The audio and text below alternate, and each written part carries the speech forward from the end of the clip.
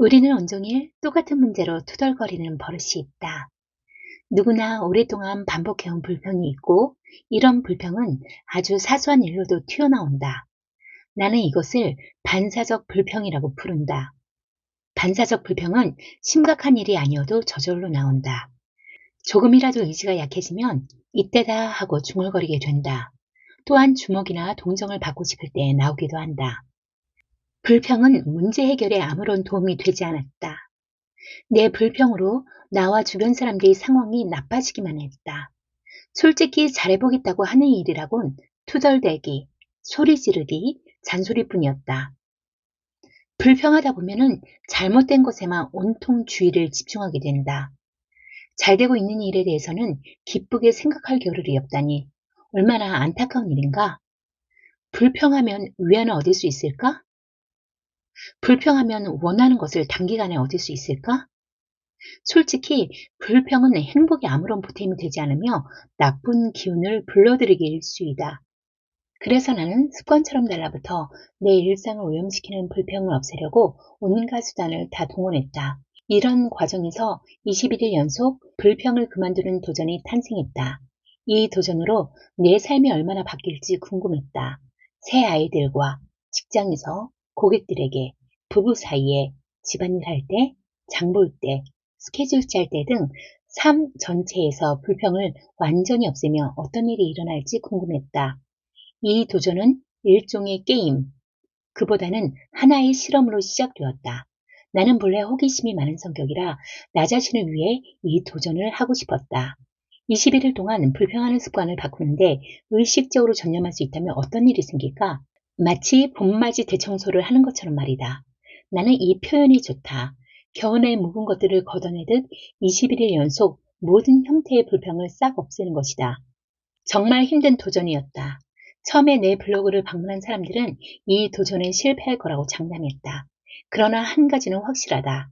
이 도전을 시작하는 것은 결국 나 자신의 삶을 살고 소박한 삶에 진심으로 감사할 줄 알며 좌절감과 의무감을 안고도 매일매일을 만끽할 수 있는 최상의 방법이라는 것이다. 나는 이 도전을 진심으로 원했다. 원칙은 간단하다. 도전하고 있다는 사실을 잊지 않도록 손목에 팔찌를 차는 것부터 시작했다. 첫째 날은 평범하게 보냈고 다음 날들도 마찬가지였다. 그러다 나도 모르게 불평한다는 걸 알아챌 때마다 팔찌를 다른 쪽 팔에 옮겨 차고 날짜를 처음부터 다시 셌다. 도전을 시작하고 처음 며칠은 손목 이쪽 저쪽에 팔찌가 춤을 추듯 옮겨 다녔다. 그래도 나는 이런 내 자신을 판단하지 않으려 했다. 대신 아주 단순하게 기계적으로 팔찌를 다른 손목으로 옮겼다. 왜 21일인가? 분명히 하자. 불평은 습관이다. 우리는 자기도 모르는 사이에 불평한다.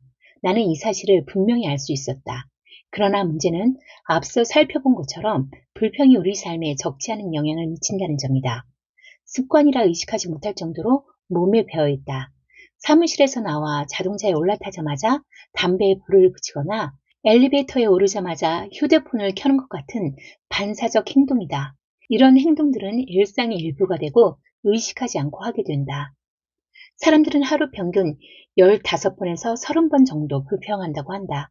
정말 열심히 도전에 임하는 사람들은 21일 연속 불평 없이 지내는데 2달에서 10달 정도 걸린다. 쉽지 않은 일이지만 해볼 만한 가치가 있다. 불평을 겉으로 표현할 때만 팔찌를 바꿔차야 한다는 사실을 기억하라. 마음속으로만 불평했다면 불평으로 치지 않아도 된다. 이제 좀 안심이 되는가? 당신은 예전보다 더 불평을 참으려 하고 좌절감을 불러일으키는 상황을 피하려 하고 불평할 만한 이유를 찾지 않으려고 노력할 것이다. 정신의 하드드라이브를 다시 포맷하고 삶을 주도하며 더 행복한 사람이 될 것이다. 하루하루를 있는 그대로 받아들이고 21일 안에 목표를 이루어야 한다는 강박관념을 갖지 않도록 유의해라. 하루 동안 혹은 다음 1시간 동안 다시 시작하는 일이 없도록 불평하지 않겠다고 아침마다 새롭게 다짐하는 것만으로도 충분하다. 차근차근 한 걸음씩 1시간씩 당신은 앞으로 나아갈 것이다. 도전은 점점 더 쉬워질 것이다. 마침내 대망의 21번째 날을 축하하게 될 그날이 올 것이다. 20일이란 숫자 자체는 목표가 아니다. 그것은 당신의 삶의 변화를 일으키기 위한 하나의 기준일 뿐이다. 내가 바라는 건 당신이 4000일 동안 불평 없이 지내는 것이다. 불평 없이 지내는 매 시간, 매일은 당신의 삶의 선물이 될 것이다. 21일간의 도전에 성공하는데 2년이 걸릴지도 모른다. 그러나 도전 첫날부터 은혜의 씨앗을 거두게 될 것이다. 마크 트웨이는 이렇게 말했다. 습관이란 창문으로 내던져 버리듯 없앨 수 있는 것이 아니다. 무언가를 바꿔나가는 과정은 수많은 시행착오를 겪는 긴 여정일지도 모른다. 그러나 인내할 줄 아는 사람은 결국 성공을 거머쥔다. 그들은 꾸준함의 중요성을 알기 때문이다. 토머스 에디슨 이야기가 여러분의 이해를 도울 수 있을 것 같다. 그가 실패 때문에 포기했다면 전기의 발견이라는 훌륭한 업적은 결코 가능하지 않았을 것이다. 실패는 무언가를 시도했다는 증거이며 더 많은 지식과 결과물을 만들어내 목표에 성큼 다가가게 해준다. 매일 저녁, 오늘 하루 무엇을 배웠는지 스스로에게 물어봐라. 불평을 했다면 그 불평이 당신에 대해 무엇을 알려주었는가? 즉각적으로 불평이 나온다는 사실에서 무엇을 배웠는가? 깨달음을 얻었다면 그 상황으로 되돌아가지 않기 위해 무엇을 할 수 있는가? 만약 불평을 안 했다면 이제 당신은 상황에 대처하는 방법을 터득한 것이다. 21일 동안 당신의 팔찌가 한쪽 손목에만 머물러 있도록 하려면 인내심을 가져야 한다. 그러려면 분명 몇 주, 몇 달이 걸릴 것이다. 그러나 결국엔 팔찌가 필요 없게 될 것이다. 호흡은 생명과 직결된다. 안타깝게도 많은 사람이 스트레스를 받거나 화가 나면 호흡을 멈추는 습관이 있다. 호흡에 다시 집중하는 것은 문제가 생겼을 때 대처할 수 있는 가장 좋은 방법이다. 천천히 심호흡을 하는 것은 스트레스를 줄여주고 집중력을 높여주어 외부에서 들어오는 정보들을 더 잘 저장하게 해준다는 연구 결과도 있다. 호흡을 효과적으로 조절하면 긴장을 푸는 데도 도움이 되고 더 많은 산소를 뇌와 신체 곳곳에 전달할 수 있다. 그럴 때 우리의 욕구를 만족시킬 수 있는 여러 가지 방법들을 더 잘 찾을 수 있다. 불평하고 싶은 마음이 들 때, 지치고 짜증날 때, 또는 단순히 산소 공급을 중단하고 싶은 마음이 들 때가 있다. 그럴 때는 배 밑에서부터 숨을 10번 깊게 들이마셔라. 손을 배 위에 얹고 최대한 배를 크게 부풀면서 숨을 내쉬어라. 몸속에 공기가 순환하는 느낌이 들 때까지 집중해서 반복하라. 코로 깊이 숨을 들이마시고 입으로 내뱉어라. 규칙적으로 이 훈련을 반복해라. 단 한 번의 운동으로 몸을 만들 수 없는 것처럼 의식적인 호흡도 일상적으로 몸에 배야 하는 규칙이다. 그뿐 아니라 호흡법은 언제 어디서든 실천할 수 있다는 이점이 있다. 사무실에서, 운전하면서, 지하철에서, 컴퓨터 앞에서 혹은 책을 읽으면서도 할 수 있다. 드디어 나는 불평 없이 연속 21일을 버텼다. 내 자신이 자랑스럽다. 시간이 흐를수록 이 도전은 더 자연스러워졌고 더 단순해졌다. 결국 불평은 내 선택에서 점차 사라졌다. 이제 어떤 문제나 좌절감에 부딪혔을 때 선택할 수 있는 가능성의 폭이 넓어졌다.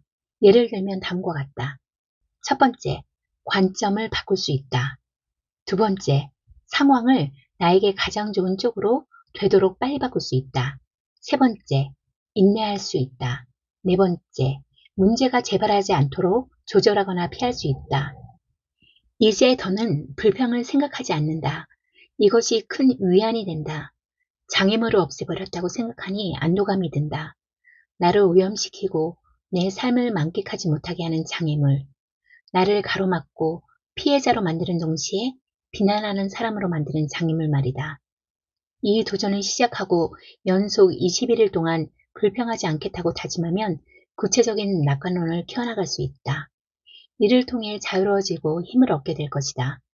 좋은 힘, 진짜 힘, 문제를 해결할 수 있는 힘 말이다. 당신은 앞으로 나아갈 것이고 자신을 편안하게 느낄 것이다. 스스로를 굳건하고 건강하며 의지가 굳은 사람으로 여길 것이다. 아리스토텔레스는 이렇게 말했다. 의리라는 존재는 끊임없이 반복하는 것으로 만들어진다. 따라서 탁월함은 어떤 행위가 아니라 습관이다. 이 도전은 대충 할 수 있는 것이 아니다. 다짐하고 또 다짐해야 한다. 우리가 중요하게 생각하는 부분에서 끈기를 가져야 하고 나아져야 한다.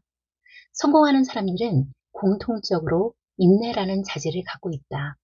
이 도전을 통해 각자는 장애를 받아들이고 포기하지 않으며 미리 기권을 선언하지 않고 성공뿐 아니라 실패를 통해서도 배워나감으로써 한 걸음 한 걸음 나아갈 수 있다. 철학자 알랭은 이렇게 말했다. 비관주의는 기분의 산물이고 낙관주의는 의지의 산물이다. 누구든 자기 감정을 그냥 내버려두면 우울해지기 마련이다. 불평을 그만두는 도전은 성공할 수 있다는 믿음에서 시작해야 한다. 더 이상 불평할 이유가 없는 삶을 창조할 수 있는 당신의 능력을 믿는 것이다. 이제 당신은 삶을 만끽하지 못하게 만드는 내적, 외적 요소들을 보다 확실하게 인식할 것이다. 또한 매일 조금씩 습관을 바꿔나가고 당신을 충분히 행복하게 해줄 삶을 만들어 나갈 것이다. 이 도전은 당신의 것이다. 이 도전을 주도하고 할 수 있다고 믿는 것은 당신에게 달려있다. 성공할 수 있는 당신의 능력을 나는 믿는다.